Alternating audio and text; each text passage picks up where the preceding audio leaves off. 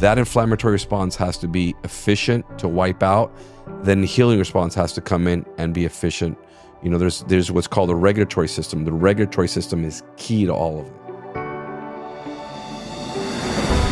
We stand behind these studies because we really think that this will help the veteran in need. We're blessed that we are able to do and practice differently than mainstream doctors, which is a big plus for our patients.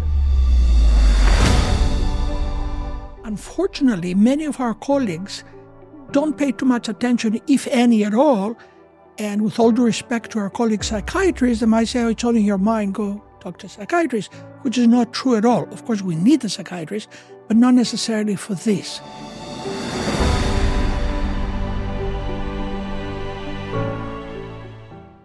We were talking before we started about how you kind of fall in love with the Institute, don't you? Yeah, You do. Yeah, it's an interesting, and I think you really struck a chord when you said it's the compassion, and we see that in our practitioners. But I think what is, I get chills sometimes. I think what's even more impressive is the compassion in the research. I mean, we're supposed to, as scientists, have a very clinical approach or a very, I'm going to say, data-driven approach to what we do from research, and not maybe have that empathy or that feeling. But especially when we're dealing with individuals with Gulf War injury, veterans, there is an avatar, a person, human beings that have given a lot. And now we are trying to figure out what the heck is going on with their bodies and what positive intervention can be made. Can you talk a little bit about that aspect of our institute specifically? How are we doing research associated with getting veterans the help that they need? So one thing that is integral to the Institute is involvement of the patients themselves in the design of the study and sometimes in the conduct. So they are involved in every aspect, right? When we do design a clinical trial, let's say, we keep them in mind. We keep their safety, their lifestyle, their fatigue level. Absolutely. And these particular studies are designed to keep these patients, which are the consumers, really. I love that. In mind, yes. And in case of the Gulf War illness, we have 5 to 6 veterans who are suffering from Gulf War illness that sit on a board, and they help out in design of a clinical trial. They help out in what they think would fit best for the veteran themselves, who are eager to participate in a study, but they're not able to because of the logistical issues. Wow, I didn't know that.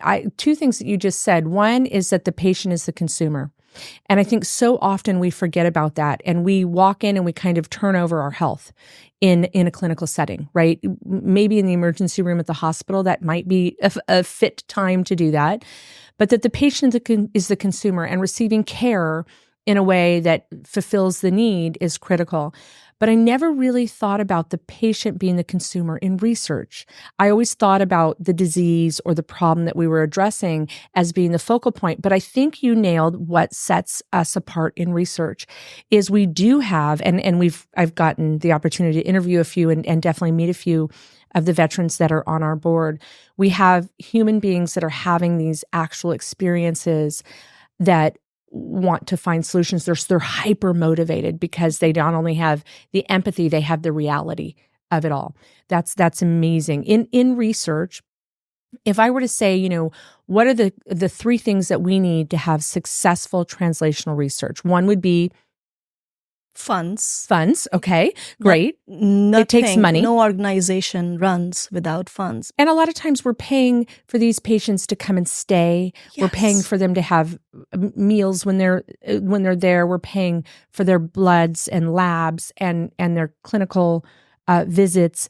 It's not just funds to purchase, I'm going to use a real lay term, beakers and test tubes. We need to be able to support these because this is patient-based. This is patient-based, and we use cutting-edge research So there are equipments that needs to be purchased, for example. Right. There are tests that need to be conducted and with integrity, Right. right? As well as the reach. How far do we want to reach a veteran that themselves are not able to come to a facility? We reach out to them, Right. and that costs. So we need funds. What else do we need? We need the veterans. We need the veterans. We need the patients. Okay. We put a lot of time, painstaking hours, with the input from the Veteran Advocacy Committee. We created trials that are national, that reaches the veteran rather than the veteran reaching them. Wonderful. We don't have the veterans that we need. So do we think that it's time consuming to participate? Is it that they're not aware that we're doing the trials? Is it that they're afraid to maybe get the diagnostics? Like I talked to Jimmy the other day, and he was talking about that a lot of times it takes a long time for a lot of our veterans to recognize that some of what they're experiencing is actually physical. Mm-hmm. And a lot of them feel that some of it is either post-traumatic stress syndrome, and there can be that component for sure, but that there's actual immune markers and diagnostics that we can show that there's something that has changed physically in their body, that it's not just mind over matter or, that they are their thought process is off, that there's actually physiological shifts that has happened because of their exposures. That's correct. I think another aspect is that our veterans are strong people. Yeah. So And they're selfless people. they are selfless, they're strong. We still they have a truck volunteer through. military. Exactly. So I think that also is kind of a hindrance for them to ask for help. Yeah. Right. But you nailed it, when you said that there are physiological issues. We know that war-related exposures led to the neurological issues, the neuroimmune issues. Right. And also it led to mitochondrial dysfunction. Right. So it all together comes and creates a sickness behavior. And we want them to know that through research, because we have the clinical aspect of it, our goal is to find help. Our goal is the hope part of it is that we know it's physiological. We know that it's happening in the mitochondria, in the brain tissue, in the nervous system, in the musculoskeletal tissue. And we have means to help them. We have means to help them. Absolutely. We have, through years of research and clinical care, pinpointed certain molecular targets that we use them to identify the therapeutic agents in our research. And these are carefully crafted protocols. We stand behind these studies because we really think that this will help the veteran in need. When we talk about fatigue, oftentimes we talk about like I'm tired. I get up and I don't have energy. But can we actually have immune system fatigue? The reason why you feel fatigue is one of two reasons. Is that's number one. And number two can be also, which is somewhat correlated directly, is a lack of vasculature, a lack of oxygenation to the vital organs. I'm going to say this again, or I'm going to ask this again, because I think that's big for our community. So we are feeling the symptom of fatigue because our systems are fatigued, our immune system's fatigue, our nervous system, our circulatory system. Yeah. That's huge. Yes. I think sometimes people think we're lazy, or I think sometimes people think I know sleep can play a component, but there's actual systems in our bodies. When we talk about cell therapies, can we just dissect that for a minute? What is involved in cell therapy, or what does that umbrella embody? So essentially what you're doing is using cells. There's various different cell types that you can actually use to make a functional change in the body. And these are simple, like, what do you mean you're using cells? You're basically taking cells, whether it's from somebody else, whether it's from yourself, activating these cells and then putting them back in to cause an endogenous, a change within yourself. So sometimes we take our own cells out of our body? Correct. Okay. Yes. And then do we grow them? Do we mature them? We grow them. Okay. And do we identify like healthy cells or specific types of cells? Correct. So for instance, in the context of something that we do with natural killer cell, which is part of the innate or the immediate immune response, is we would take, blood from you. We then purify that particular cell and activate it, because as you age, It just becomes a signaler, not an attacker, not a killer. And unfortunately, this particular cell is in charge of, mutated cells, in charge of virus, which we definitely have to get in a lot more detail about. Right. And in charge of a senescent cell. Senescent cell, people don't know what the hell is a senescent cell. It's getting a lot of craze now because this is essentially a zombie cell that's in your body. And in the context of the immune system, it's floating around in the immune system and it's doing nothing but causing havoc. That havoc can help, a virus come in and integrate a lot better. That havoc can actually cause mutated, more formations of mutated cells and exhaust the system in general. If an individual is dealing with chronic fatigue or POTS, is it important that we look at the immune system as the first way to diagnose this? I mean, so many people are getting, diagnosed without really looking at what's going on within the body. So should we be looking at the immune system? 100%, and in a lot more detail to try to understand, because the cases are different.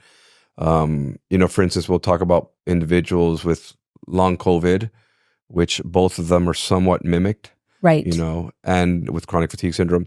And what you'll see one of two things is the immune system normally is exhausted because it's tapped by all these different viruses. In the context of COVID, you've now basically introduced something else in. It's essentially like your immune system, let's just say, is a UFC fighter. Okay. And all of a sudden, one other UFC fighter comes in, you can handle it with no problems. Let's say that's virus 1. And then another one comes in, you can handle it no problems, that's virus 2. But now you've taken COVID and brought it in, and that's 3 fighters against that immune system. Plus, we're just talking about viruses. Remember, you have daily exposure to bacteria. Molds. Yeah, molds. Yep, absolutely. All of this stuff. So at some point, it's trying to fight. It's in a cage trying to fight so many different things that it's virtually impossible. And it becomes exhausted and it gives up. Right. And then the profile changes. The profile, I've seen individuals that test, it's one or two things, is the chronic inflammatory response is on overdrive, or the complete opposite. It goes into exhaustion. Yeah, the exhaustion, or actually, you'll be surprised, there's just a consistent healing response, which is an anti-inflammatory response that's trying to do something. But the problem is that there has to be a balance of both. That inflammatory response has to be efficient to wipe out. Then the healing response has to come in and be efficient. There's what's called a regulatory system. The regulatory system is key to all of this. So people are out there, they're seeing their doctor and they don't feel well, or they're having extended symptoms. And I will say, I do think with all the work that we've done in the past on ME/CFS, that it has really allowed us to leapfrog into some of the COVID long hauler trials and studies. And we know how to look at the panels, right? Because we kind of see that underlying syndrome, if you will. All these people are out there struggling right now. And what types of labs would you have them run to see if the way that they're creating, growing, replicating their cells is not in a positive homeostasis? I mean, simple things that they're not simple because they're not available everywhere. And unless you talk about them, you're not going to get them. So ask for them. Yeah, ask for them. Essentially, looking at there's these proteins that are designed to target and activate specific cells. These are called cytokines, and look at these because there's pro-inflammatory ones, there's regulatory ones, there's anti-inflammatory ones. Those are probably key to give you an idea of what's transpiring in the immune system. That's one. And then specializing in looking at subsets of immune cells of what's going on, because if your natural killer cells are exhausted or they're gone, you're not going to have an immediate immune response. And then there's no translation to that bigger adaptive response. Right. So people, that are coming in and they're having these chronic symptoms, I think a lot of times they're not seeing immunologists and virologists or even hematologists, right? People that look at the blood specifically. Yeah. They're seeing maybe, hopefully, at least an internal medicine doc. But if they're out there and they're struggling, it's good to get this workup and these panels run to see what's off. And the cytokines, I mean, that we were just looking at a bunch of those with a couple patients yesterday. And it's fascinating what the immune system does. Talk to me about, when we talk about doing cell therapies, is this something that we can do outpatient in a doctor's office? Is this still in a research It's in a research space. setting. It's in a research setting. Clinical studies. We actually have 2 clinical studies. We just finished a COVID study, which we're now translating it actually into a long haulers / chronic fatigue syndrome study. And then we have another one that's an autoimmune disease study, which is polymyositis, dermatomyositis with lung involvement. They're somewhat similar because, we talked about earlier, our focus is restoring the immune system or regulating the immune system. Based on what we've seen from the phase 1 studies, one important thing that we can do with the particular, what's called an umbilical cord lining stem cell that we actually use, is regulate the system. You basically have a new pool of cells that are coming out on a regular basis in the immune system with these T cells. Those are basically your full army that do everything.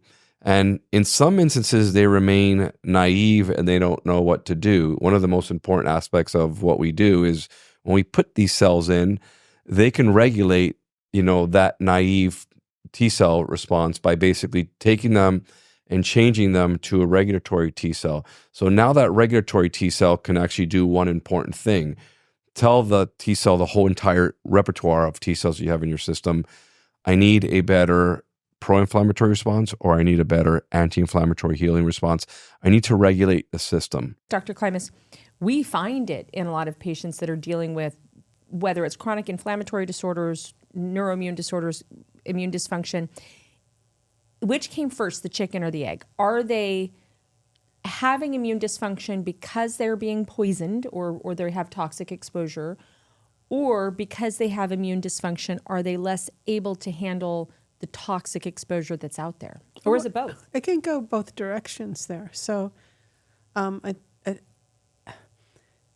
are different kinds of ways that these toxins can hurt you. All right? The way you're thinking right now, and this is very true, that there are a number of toxins, mold toxins are one, organophosphates, pesticides, that poison this cell so that the machinery of the cell can't work and can't function correctly. So our clinic, which is focused on fatigue, we'll see a lot of that because when your cells can't make energy, you're going to have fatigue. So that's one way that the toxins can go.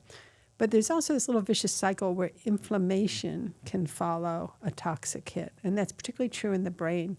If there was a neurotoxin and you start seeing cell death, a lot of oxidative stress, well, that will trigger a lot of neuroinflammation, which in turn will trigger more cell death, more, and so on. So this vicious cycle. So we have this illness we take care of a lot. And our veterans who were in the Gulf War, the first Gulf War, they had this toxic perfect storm of nastiness that they lived through. And 1 person in 3 is still sick today from a relatively short exposure. They were there for about 8 months. Wow. But they are sick 33 years later from that 8-month of exposure to a whole bunch of toxicants. Is that because they're holding on to the toxicants? No, it was a hit and run, I would imagine. That they got a hit, and then they created this vicious cycle in their brain of neuroinflammation and oxidative stress, and it just persisted and progressed and made them chronically ill. So that's one thing. But it's not that clean, because you take someone who had a hit and run like that, and maybe even more vulnerable because perhaps they had a traumatic brain injury, they played college football and they had a couple concussions, then you sent them to a toxic war zone, and they were more vulnerable. We know that to be true, that if someone had a vulnerable brain, they're going to have more long-term sequelae when they get the next exposure. But long-term sequelae? Meaning instead of just getting over it, you stay sick. Got it. Right? But then you fall back into the world we live in. I can't say someone didn't have more toxic exposures. No, they live here. Of course they got toxic exposures. So we ask the question, what's wrong with their detoxification pathways? Why can't they clean this mess up? And that's a focus of a lot of work. And in fact, in the Gulf War is a good example, not the only illness, but that's a good example. There's a gene that regulates how fast you detoxify. And if you want to see which of if 1 in 3 are still sick today, after 33 years later, they're the 1 in 3 that have that gene. Really? And what is the gene? It's called POM1, and it's a gene that regulates how fast your cells can get rid of toxins. Wow. Yeah. Particularly organophosphates. Do we check that in patients often? No, it's a researchy thing. We have people that have viral reactivation. We have people that have Lyme disease, and there always seems to be some sort of mycotoxin component in that triad. So that's such an interesting question because, we've talked about how ME/CFS looks just like long COVID. Well, neurotoxic injuries look just like ME/CFS. I can't clinically tell a toxic injury trigger to start these kinds of illnesses from a viral trigger as a clinician. Wow. Okay, they look the same. They are very, very similar. And then when we go digging deep into what's wrong with these people, okay, I had a toxic hit, and now I have viral reactivation, and I got EBV, and my HHV6 is going on, and I got inflammation, I got neuroinflammation, I got tons of oxidative stress, on and on and on. And then I start listing all the comorbidities that result after years of exposure to all those nasty things going on. And they just start going on and on and on, just long lists of comorbid diagnoses, right? Right. So that's how that goes. So I'm not quite sure how you get the chicken and the egg apart there. Instead, I have a patient right now in front of me that has all this stuff going on, and I have to untangle that. I actually don't care that much at this point in time what started it, because it's not going to tell me enough to fix this person. Instead, I have to know what's going on right now. And right now, if they're living in a toxic environment, they need to stop. Right. It's poisoning them right now. And you just heard us talking about all the different ways your body detoxifies: liver, kidney. Every single cell in your body has a detoxification pathway.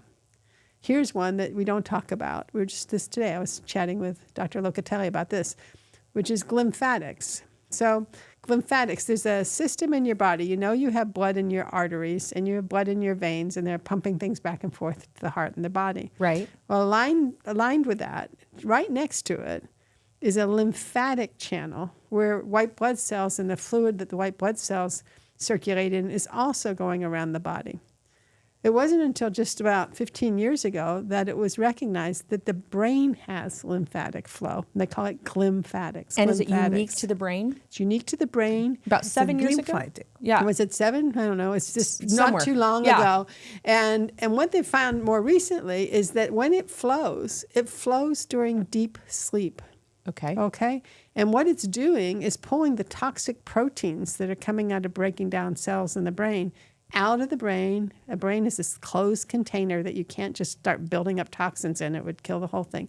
So you need a system that pulls the toxins out of the brain as they're being developed. And one of those systems is this flow of fluid through these lymphatic channels out the brain, down the thoracic duct, and then out to the detoxification systems of the body. You need to be horizontal. You need to be You need to be flat? You need Flat to be deep and deep sleep. Deep sleep and flat. Now, let's talk about sleep.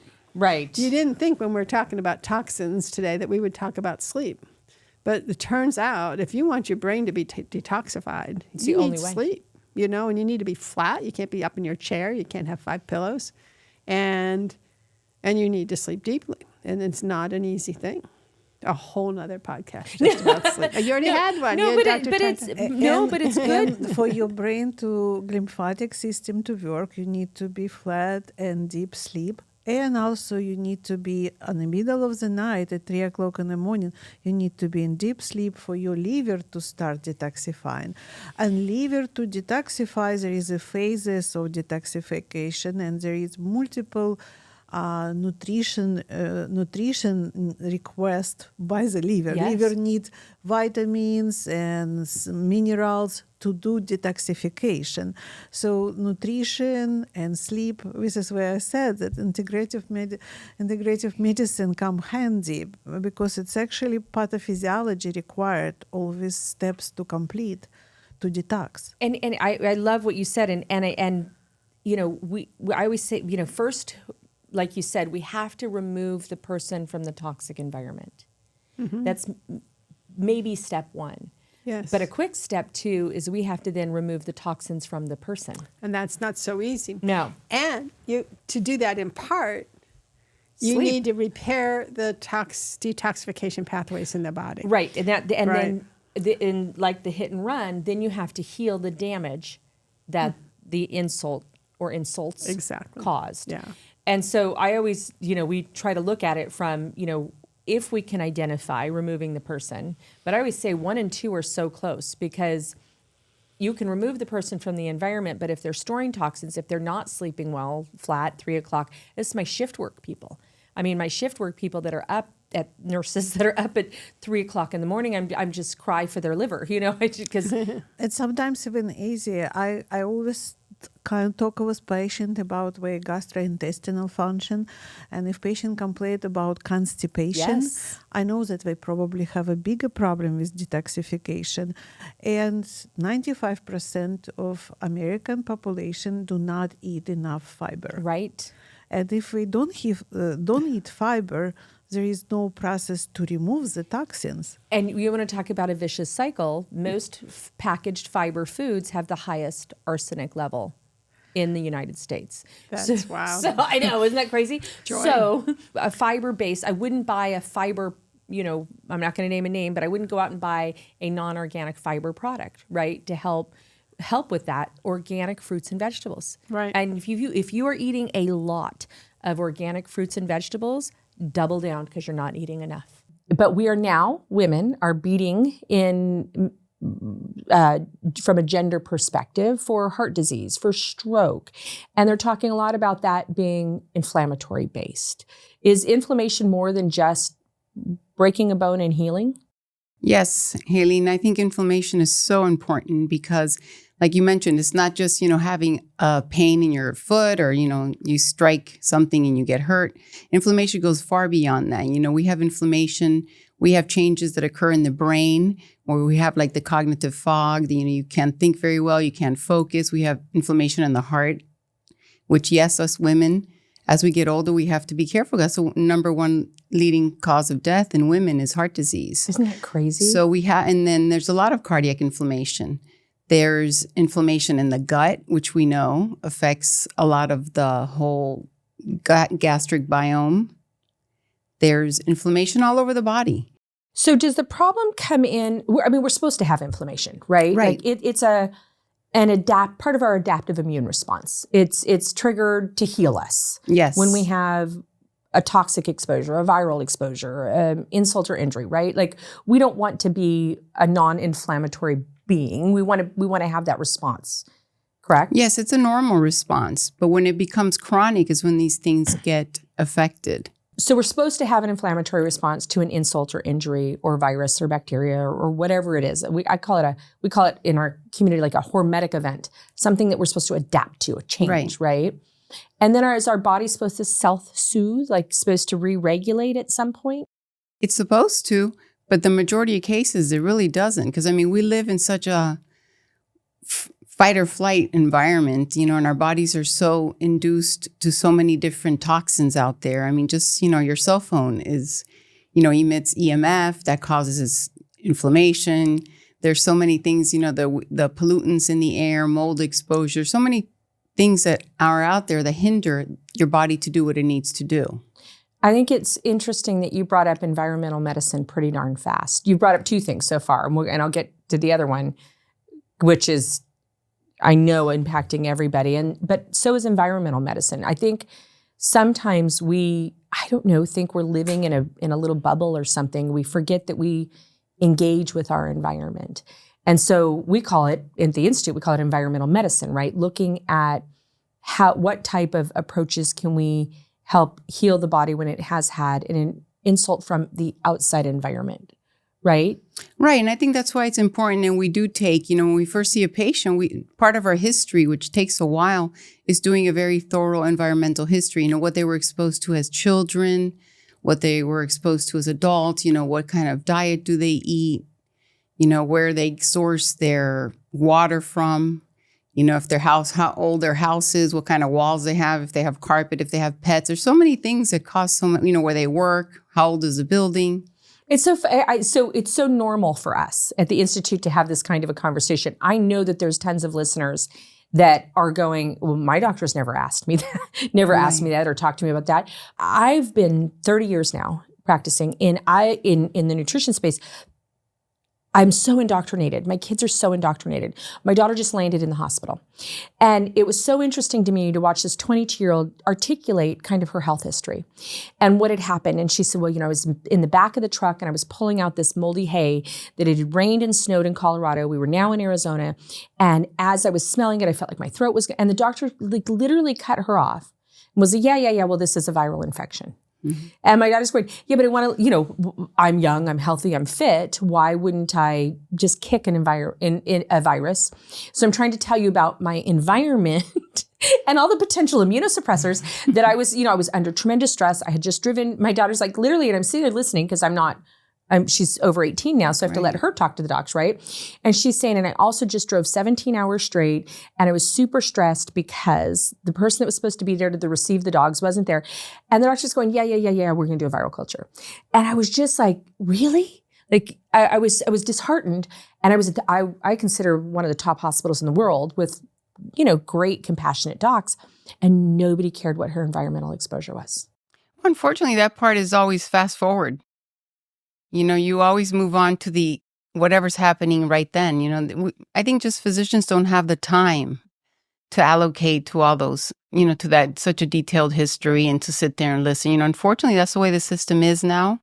Good. We're blessed that we are able to do and practice differently than mainstream doctors, which is a big plus for our patients because we have the ability to sit down and sit there with them for 2-3 hours sometimes and go through a detailed history of everything they've done. Something interesting that got brought up in our Friday clinicals, and I talk about that a lot because I love that time when we're all together, but I think it was Dr. Klimas that said, look, we don't spend 2 hours with people to 3 hours with people. We don't run all these different tests. We don't incorporate nutrition and food because it sounded like a fun thing to do. We did it because it was the only way to get our patients better. And this is coming from an immunologist. This is coming from sitting in there with doctors like yourself and Dr. Arena and Dr. Ray, environmental medicine specialists. We're doing all of this because it's the only way to get the patients to do a U-turn in their health and start getting in a healthy way. I guess I'm still shocked when I go out in the wild, outside of the institute. And I face that because I know that is a hardship that so many people are facing. So getting a handle on one's inflammation, and then I want to talk about stress in a second. But do we find with chronic ME/CFS or chronic neuroinflammatory disorders or mast cell, POTS, whatever we're dealing with in clinic, do we find that looking at their inflammatory response, their immune response, that's at the cornerstone of changing things for people? I think so, because that's like the foundation. We have to fix that at some level, and it takes a while. Sometimes I see patients and they're like, "Oh, I'm able to do 5% more than I did last month," and you're like, "Well, 5% is 5%." Yeah. But their expectations sometimes are higher. They're like, "No, I just want to be able to go out and run to the block and back." I always felt like in chronic disease, chronic fatigue, ME/CFS, but in chronic disease in general, non-steroidal anti-inflammatories did the biggest disservice in a way, because it was like, well, if it's inflammatory, just take a Tylenol or ibuprofen, right. And I'm going, no. There's so much more. I wish there was a magic pill. But even if a person has a reduction in the symptom of pain, we'll pull cytokines or blood markers, and they're still completely in a cytokine storm or an inflammatory response. So it's a whole ecosystem. It's a whole body healing. And sometimes they say, I don't have any inflammation. I don't have pain. Right. I'm like, well, it's not about pain. I'm so grateful that so many of the institute, like just in general, people have embraced inflammation. 20 plus years ago, I remember running a CRP on somebody, an inflammatory blood marker, and it cost over $2,000 to have it run. We had a cardiologist in the office that I, convinced and goosed and squeezed and begged to run it, and convinced the client. They used to not run them even. Like now they're hopefully, they're routine for us. I hope they're routine for everybody. But they are becoming more and more, because I see, people that I talk to and other colleagues, and they are doing them, which is good. Yeah, which is fabulous. It is. It's a biomarker. It's changing. I think the pendulum is moving towards that way. People are seeing the importance of getting these markers before. Yeah. Before things get worse, and then you have something to track. Yeah. And it can cause everything from diabetes to Alzheimer's, all of it has an inflammatory component. Right. I love Our that. bodies are an amazing machine. Stress, to me, is the root of everything. Got it. It's the root of all inflammation. Now, because we are exposed to good stress also, whether it's like in my case this morning, I went to work out. Of course, that's stress. Yeah. But it's good stress. Yeah. But it still, raises that fight or flight because you're working out. There's stress. You could be having a birthday party. It's a good thing. Yeah. You could be celebrating an anniversary. It's good stress. But then you have the bad stress, whether you have an illness, a death in the family. All those are also stress. So people always say, oh, I don't have stress. I'm like, So many of us learned the terms, cytokine storm and really correlated inflammation to respiratory issues associated with COVID. But I think what's been so remarkable was the neural inflammation, the inflammation that happened within the brain. And I don't know that we predicted or expected a lot of what happened, but I think that especially in some of this long-term care that we're now starting to see, there's such a remarkable inflammatory response that hits the brain. Yeah, certainly long COVID expresses brain symptoms markedly, fatigue and really the malaise, this feeling of being sick and unable to do your normal routine. These are mainly brain-related symptoms. So, it looks like long COVID is really an inability to terminate the inflammation that was acquired through COVID.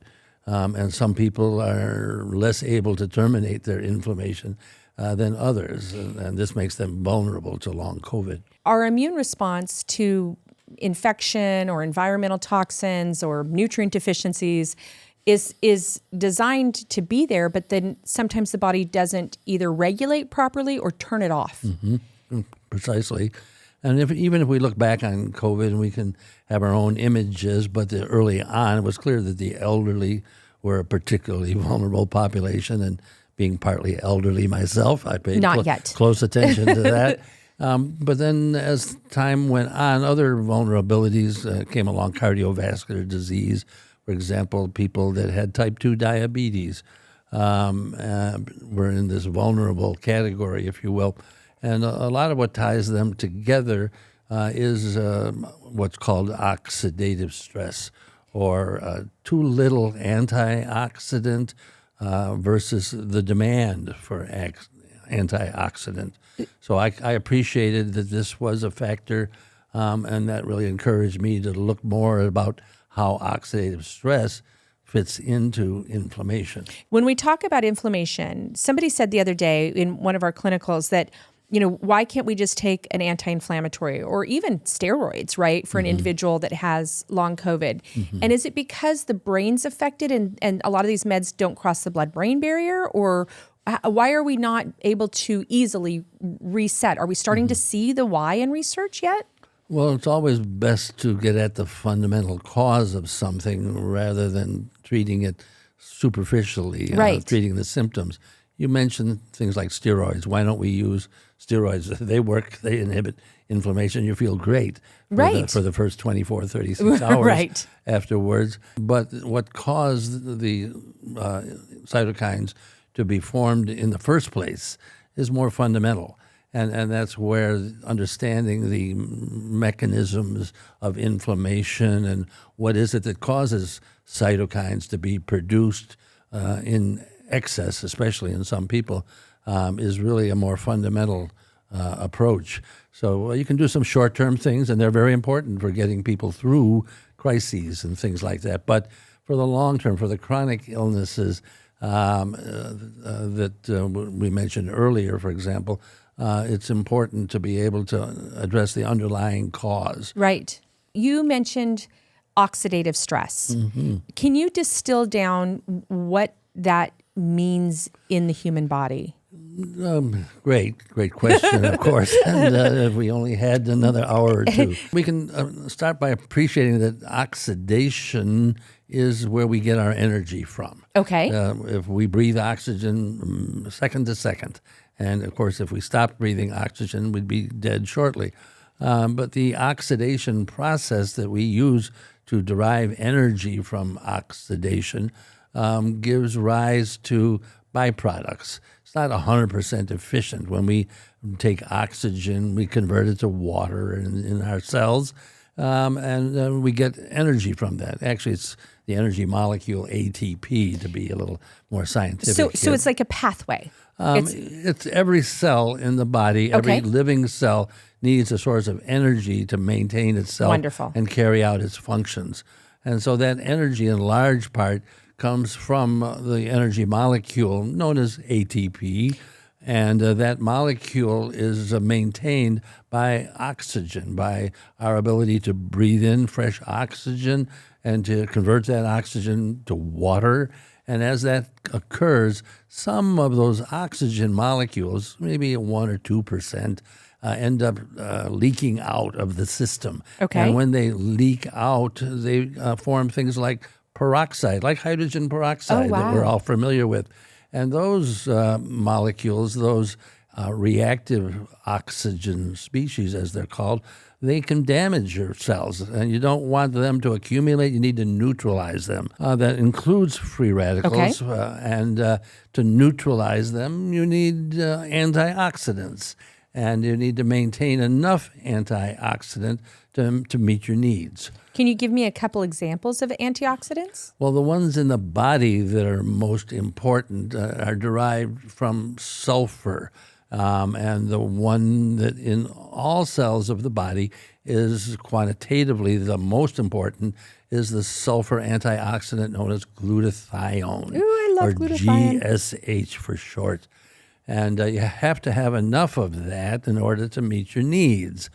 And some people don't. Can it come from food sources? Ultimately, it does. Everything does. Everything comes in and has to get across your GI tract, has to be absorbed, and so forth, distributed through the body. And that's certainly true. If we look at our diet and we say, where do we get these raw materials from to make that glutathione? It's the sulfur amino acid cysteine. Cysteine is in lots of proteins, and it comes from animal proteins as well as plant proteins. And you need to absorb that cysteine in the GI tract effectively so that it's available for the whole body. And there's certain proteins that help bring it into the body from your GI tract. These are transporter proteins in particular for cysteine, and they need to work efficiently in order to bring in enough cysteine. When they don't work efficiently, one of the first places that shows itself is in the GI tract itself. And so GI inflammation is really an early sign of a problem. So with proteins, organic, grass-finished proteins, are there certain vegetables, like sometimes I hear things like do a lot of the cruciferous vegetables or sulfur, like garlic or onions? Garlic is the key. Garlic, I happen to enjoy garlic, which also helps me think that I'm doing the right thing. What is the, I guess, symptom profile? What is the person experiencing that has neuroinflammatory, free radical damage, oxidative stress? What types of symptoms are they feeling? What do they feel like? The brain uses at least 10 to 15 times as much oxygen as any other tissue in the body. It has a terrifically high consumption of oxygen. It needs that oxygen in order to maintain its level of energy to support the activity, the nerve firing and so forth that really underlies brain activity. So what is going to show itself when there's a problem, the brain will be an early responder, if you will. You could think of it as a canary in the coal mine or something like that. And as far as what specific things are felt brain-wise, it really depends upon the age. Because our work with autism, of course, caused us to focus on the very early years of brain development. And brain development does not occur normally in kids with autism. And kids with autism, as well as adults, have about 1/3 less glutathione. That is 1/3 less of their most critical antioxidant than they should. And a decrease of 1/3 is a lot. Yeah, it's a lot. You can't miss it. Is research pointing us into any direction as to why the reduction? Is it they can't manufacture it? Is there been an insult or injury that's caused a deficiency? Mm-hmm. What is cutting edge research showing us? Well, ultimately, it's the uptake, and we mentioned this, by the GI tract that becomes important here. That is the source ultimately, and if your GI tract has inflammation, then in fact its ability to absorb from the diet the cysteine that it needs for its glutathione, that's going to be a major problem. And it's well known, appreciated, that kids with autism have a very common occurrence of GI inflammation, GI problems. And this reflects the fact that even their GI tract is not getting enough antioxidant. And we tumbled into a whole line of very interesting work by when we appreciated that some kids with autism do much better when they go on a gluten-free, casein-free diet. And I was involved with a group of clinicians through what was then called the Defeat Autism Now Network. And as a part of listening to the other researchers, I understood that the casein molecule is metabolized in the GI tract to small peptides that have opioid or morphine-like activity. So we took a line of investigation to try to understand why it was that removal of the casein, particular from the diet, might be helpful, but also the gluten as well.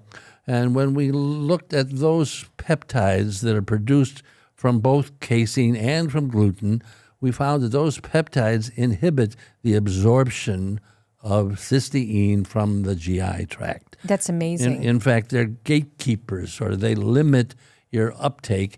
And so if you have only a marginal amount and you really depend upon that absorption, then the foods that give those peptides will be a problem for you, because they'll restrict not only the absorption of the cysteine from milk or from wheat and so forth, but they'll restrict it from the other things that are in that meal or that diet. For example, meat, right? Whatever else, vegetables that happen to be there. If they're inhibiting the absorption of cysteine, then in fact you'll be short of that cysteine. And this led us to understand that this transporter, and one in particular, is critical for the whole body's availability of cysteine in the GI tract. I want to tackle the concept of brain fog and what it is or what we think it could be. And I know it's not just one thing. And then I have a lot of questions around it. So can you explain to me, I love the word because it is very descriptive of how we can feel. But what is defined in that when we say things like brain fog? Right. Obviously, it's a slang term. Mm-hmm. And some medical journals don't like to use it. Right. But in a nutshell, it really captures what patients feel. So all of a sudden, usually after some major event, although it can grow on you slowly, you start forgetting, especially shorter memory declines. You cannot find the right words. You can't quite grasp what is going on, so your cognition is down. You cannot multitask. And literally, you feel you're in a fog. Your head feels heavy. You can't really process information. And it happens to the best of us. So it happens to people from all walks of life, all ethnic groups, and unfortunately in many different conditions. And all ages and all athletic abilities and all stages of health. That's what's so bizarre to me. Absolutely. Yeah. And unfortunately, many of our colleagues don't pay too much attention, if any at all.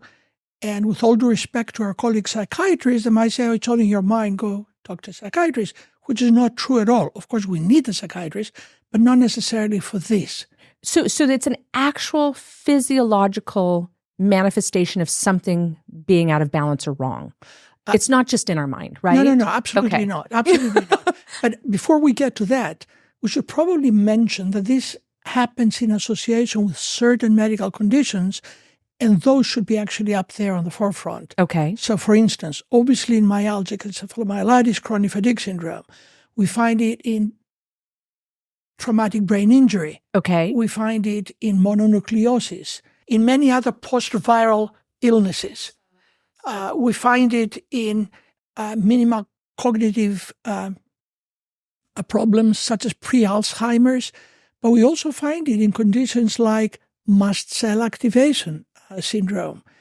And it invariably shows up, as I said, usually after some major event, and that is true absolutely in long COVID. Okay, I'm gonna stop you for a second. You just said a couple things that I just want to review. I understand in TBI or traumatic brain injury, there's maybe trauma to the tissue, there's residual inflammation. When we talk about chronic fatigue syndrome, is that an inflammatory response that's causing?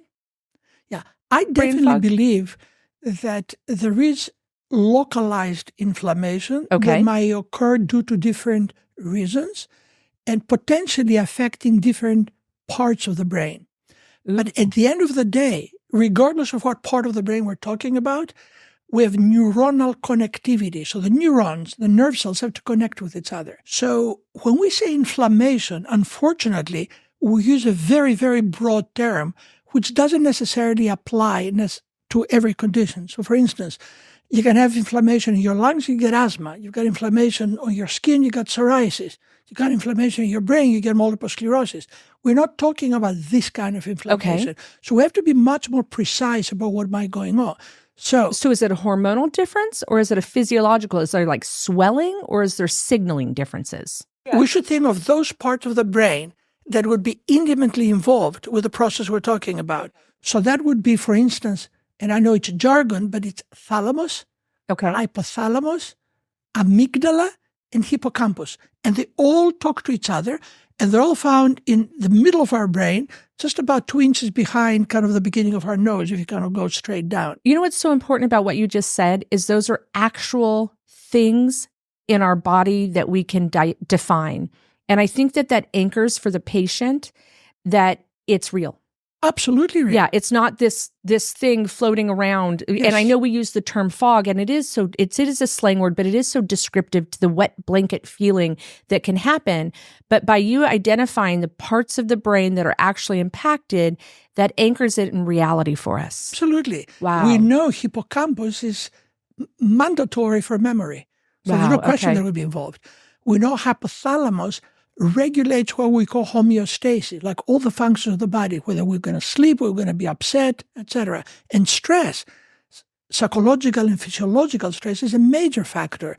So you can start with some mild symptoms and then you get stressed, like car accident or, God forbid, death in the family, and all of a sudden you crash. And from then on, it's just misery. Your body's ability to adapt. You just cannot anymore. I'm going to ask the $1 billion question. Last year it would have been $1 million. 3 years ago it would have been $1 million question.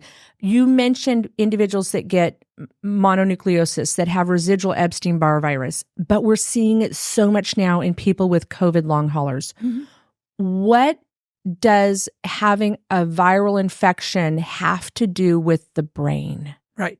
So some viruses can multiply in the brain.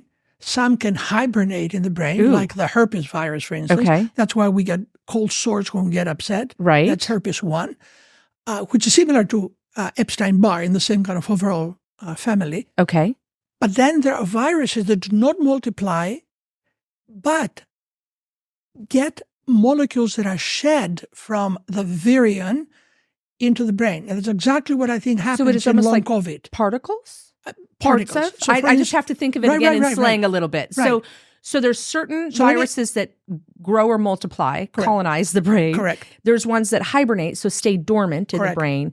And then there's ones that leave scrap or like shrapnel almost. Correct. Ah. So, for instance, and we've published this just over the last few months. Ooh. So, the coronavirus, we all know, has the spike proteins all yes, over. spike But proteins. the spike proteins are shed from the particle.